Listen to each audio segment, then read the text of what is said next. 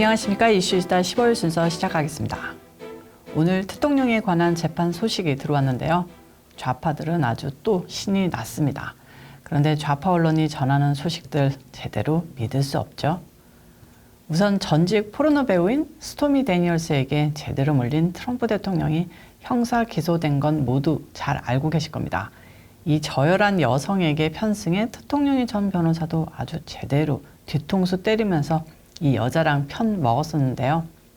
소위 성추문 입막음 의혹과 관련해 형사 기소된 대통령의 첫 재판 일정이 확정됐습니다.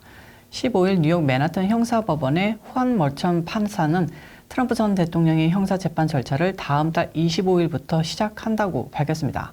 멀천 판사는 배심원단 선정부터 평결까지 약 6주가 걸릴 것이라고 예상했습니다. 미국의 전 현직 대통령에 대한 형사재판이 열리는 것은 이번이 처음이죠. 트럼프 전 대통령은 2021년 1월 6일 의회 난입사태, 2020년 대선 개입 의혹, 성추문 입막음 돈 사건, 기밀문서 유출 등과 관련한 4개 사건에서 91개 혐의로 형사 기소됐지만 맨하튼 형사법원을 제외하고는 공판 일정이 확정되지 않았기 때문에 이번이 첫 형사 재판이 됩니다. 자, 그러면 이번 형사 기소권은 무엇에 대한 것이냐? 예전에 대통령이 스토미 데니얼스에 대한 입막음 돈 지급과 관련해서 기업 문서를 조작했다는 혐의입니다. 이 여자랑 뭐가 어떻게 돼서 형사 기소된 게 아니라 이 맛이 가버린 여자를 조용히 시키기 위해서 돈을 쥐어줬는데 이 돈이 기업 문서를 조작해 마련해 냈다는 것이 기소 내용입니다. 법적으로 비밀 유지 계약의 대가로 보상을 지급하는 것은 불법이 아닙니다. 하지만 이 돈이 2016년 대선 한 달 전에 지급됐다면서 이게 선거법 위반에 해당될 수 있다는 것이 좌파 측 주장입니다. 거기에다가 마이클 코언이라는 사기꾼 같은 변호사가 지난 2018년 8월 자기 살겠다고 선거자금 규정 위반에 대해 유죄 인정을 하고 대통령이 입막음을 위해 데니얼스에게 13만 달러를 주라고 지시했다고 증언해버린 겁니다. 일단 기소장을 한번 살펴보면요. 법원 문서에서 코언은 변호사 A로, 스토미 데니얼스는 여성 E로 처리됐습니다. 공소장에 첨부된 사실관계 진술서는 다음과 같이 시작합니다. 피고 도널드 J. 트럼프는 2016년 대선 기간 동안 유권자에게 불리한 정보를 숨기는 범죄 행위를 은폐하기 위해 뉴욕시 기업 문서를 사기 의도를 갖고 반복적으로 위조했다. 그냥 마녀 사냥이죠. 앞서 말씀드린 것처럼 비밀유지 계약을 위한 대가 지불은 법적으로 위반이 아닌데요.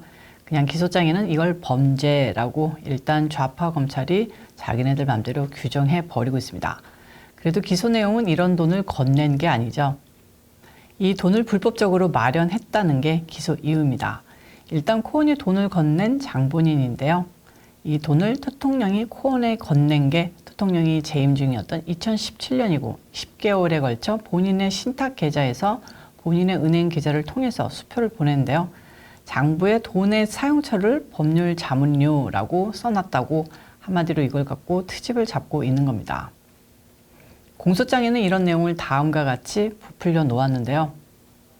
뉴욕 소재 트럼프 기업이 보관 및 관리한 지급 기록은 조작됐다. 실제로는 수익료 계약이 없었고 마이클 코언은 2017년 제공한 법률 서비스에 대한 대가를 받은 것이 아니다. 피고는 본인과 타인의 범죄 행위를 은닉하려는 목적으로 회사의 사업 문서가 조작되도록 했다. 네, 참 대단합니다. 이 공소장을 작성한 맨하튼 좌파 검사장 브래그는 트럼프 전 대통령의 범죄 행위에 지급된 돈이므로 지급 실체가 조작됐다고 주장하고 있습니다. 입막음 돈 지급 자체가 불법은 아니지만 대권 도전에 유리하도록 자금을 지급하고 이를 공개하지 않았다면 연방선거자금법에 위배된다는 억지 논리인데요. 애시당초 이 쓰레기 같은 마이클 코언이 데니얼스에 대한 금품 지급을 공개하지 않아 기소됐을 때 끝까지 법정 투쟁을 했으면 무죄 판결 받았을 가능성이 컸는데 나 잘못했어 하고 선거법 위반 유죄 인정을 한 게 아주 바보 같은 행동이었습니다. 브래그 지검장은 이걸 꼬투리 삼아 코언이 지급한 금액을 변제한 트럼프 전 대통령도 해당 선거법 위반 범죄 행위에 연루된 것이며 기업 문서 조작까지 더해졌으니 범죄의 심각성이 더 커졌다고 주장했습니다. 아주 부풀리기의 명수인데요. 트럼프 전 대통령에게 적용된 혐의는 무려 34건입니다. 뉴욕의 중범죄자들이 저지르는 각종 쓰레기 같은 범죄 사건들은 모두 쿨하게 불기소 처분하는 맨하튼 지검. 대통령을 아주 잡아 죽이겠다는 거죠. 오늘 열린 히어링을 위해 맨하튼 형사법원에 도착한 대통령은 기자들에게 11월 대선에 출마할 예정이기 때문에 재판은 연기돼야 한다고 말했습니다. 법정에서도 트럼프 대통령의 변호인은 머천 판사가 공판 일정을 밝히자 지금 공화당 대통령 후보 선출 과정이 진행 중이라며 이의를 제기했는데요. 판사가 어떻게 했을까요? 좌파 판사답게 이의 제기를 받아들이지 않았습니다. 이렇게 해서 트럼프 대통령의 형사 재판 절차는 다음 달 25일부터 시작하게 됐습니다. 우파들은 한숨을 쉬고 좌파들은 꼴 좋다, 이제 감방 가겠네 하고 조롱하면서 환호성을 지르고 있을 텐데요. 여기서 좌파 언론들이 숨기는 내용을 좀 보자면 묻지도 따지지도 않고 재판에서 대통령이 유죄를 받았다. 아 그래? 선거자금법 위반이고 입막음돈 줬다. 이렇게 유죄 판정 나온다 치고 그럼 대통령 어떻게 되는 건가요? 캄캄한 방에 갇혀 선거 못 나가나요? 선거는 나가도 일단 깜깜한 방에 가나요? 아니면 대통령 임기 끝나면 감방 가나요? 아니면 셀프 사면 가능한가요? 어떻게 되는 걸까요? 결론부터 말하자면 감옥 들어갈 일은 없다 이겁니다.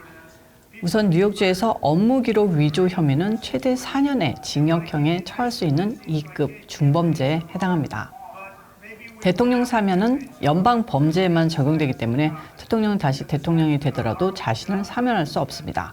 그렇지만 일단 유죄 판결을 받으려면 검찰은 그가 경범죄에 해당하는 사업 기록을 위조했거나 허위 항목을 입력하게 했다는 사실뿐만 아니라 다른 범죄를 은폐하려는 의도로 그렇게 했다는 사실도 입증해야 합니다. 버트 뉴욕주 사법 역사상 이처럼 업무 기록을 위조한 혐의로 유죄 판결을 받은 개인이 해당 범죄로만 징역형을 받는 경우는 없습니다. 기껏해야 집행유예, 그게 다죠. 그리고 대통령이 유죄 판결을 받더라도 올해 대통령 선거에 출마할 수 있습니다.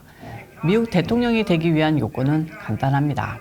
후보자는 35세 이상이어야 하고 미국 시민권자이어야 하며 미국에 14년 이상 거주해야 합니다.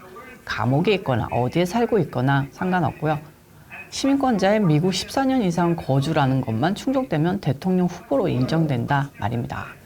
헌법은 범죄 기록이 있거나 감옥에 수감된 적이 있는 경우 대통령직을 수행할 수 없는지에 대해서는 언급하고 있지 않기 때문에 유죄 판결이 대통령 선거에 나갈 수 있을지 감옥에 수감되는 게 후보 퇴출 요건이 되는지 걱정할 필요는 없을 것 같습니다.